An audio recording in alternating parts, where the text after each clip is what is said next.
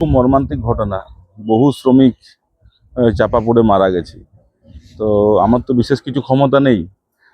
দেখলাম কেন্দ্রীয় সরকার, রাজ্য সরকার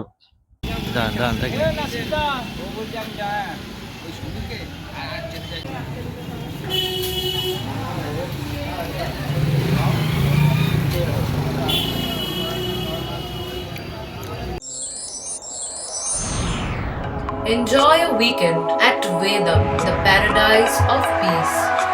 A home away from home.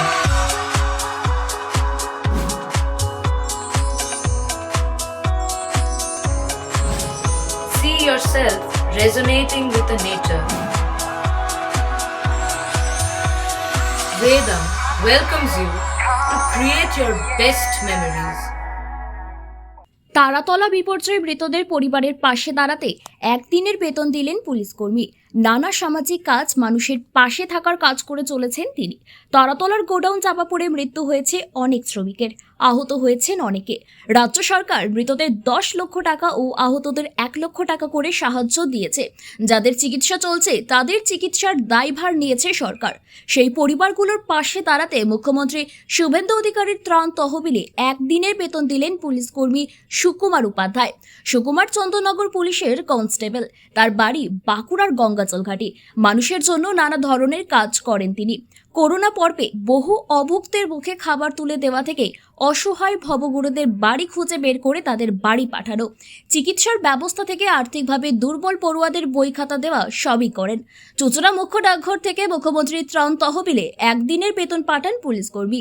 গত বছর পুজোর খরচ বাঁচিয়ে চুঁচুড়ার বন্দে মাতরম ভবনের সামনে বঙ্কিমচন্দ্র চট্টোপাধ্যায়ের মূর্তির ওপর আচ্ছাদনের ব্যবস্থা করেছিলেন। হুগলির ডেপুটি ম্যাজিস্ট্রেটে থাকাকালীন সাহিত্য সম্রাট গঙ্গাপাড়ে জোড়াঘাটের যে বাড়িতে থাকতেন সেখান থেকেই সাহিত্য রচনা করেন। বন্দে মাতরমের সুর এখানে থাকার সময় হয়েছিল বলে পত্রপত্রিকায় পাওয়া যায়। সেই বাড়ি বন্দে মাতরম ভবন নামে পরিচিত। সুকুমারের কথায় বন্দে মাতরম একটা আবেগ। দূর থেকেই অনেকে আসেন মনীষী বঙ্কিমচন্দ্রের একদা বাসস্থান দেখতে। তার জন্মদিনে মালা দেওয়া হয়, কিন্তু মূর্তি খোলা আকাশের নিচে থাকায় অপরিষ্কার থাকত। আচ্ছাদন দেওয়া তার হয় না। ভালো লাগে সামাজিক কাজ করতে, তাই করেন, জানান পুলিশ কর্মী। বারুইপুরে পুলিশের এনকাউন্টার নিয়ে যখন চর্চা সর্বত্র, তখন ঠিক এক মানবিক পুলিশ কর্মী তার কাজ করে চলেছেন।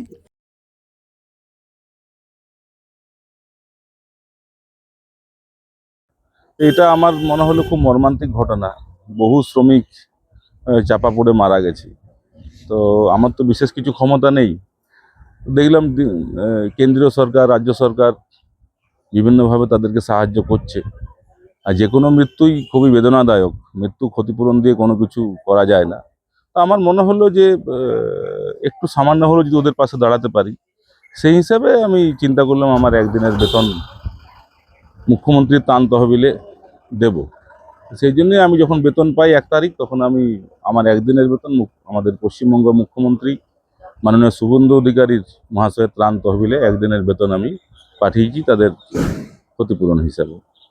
তো শ্রমিক যারা আছে তারা খুবই গরিব ঘর থেকে এসে তারা শ্রমিকের কাজ করছিল। এটা খুবই মর্মান্তিক দুর্ঘটনা ঘটে গেছে। তো মৃত্যু তো আর ফিরিয়ে আনা যাবে না।